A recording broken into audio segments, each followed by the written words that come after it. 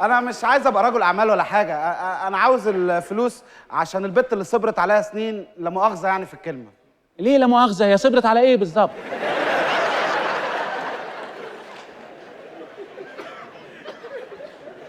ايه يا حبيبي مالك؟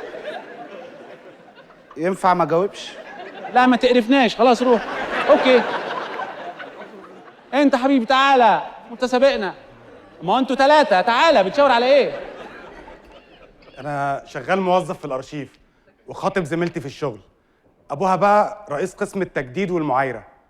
زينه، فؤاد، في حاجه اسمها التجديد والمعايره؟ لا هو في التجديد، لكن المعايره دي اللي ابوها بيعملها معايا كل ما يشوفني.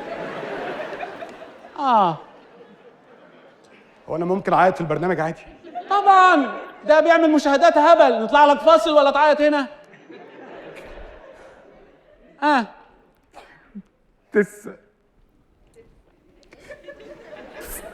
لا ده بيعيط بطريقه غريبه، ده بيتس مش عارف ليه.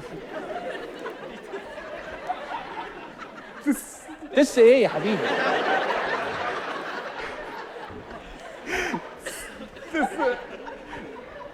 9 سنين مش عارف اجيب شقه. طب ما انت بتتس بتضيع وقتك.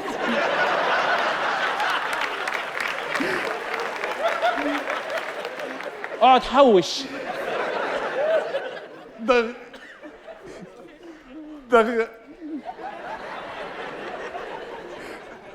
دغ ايه؟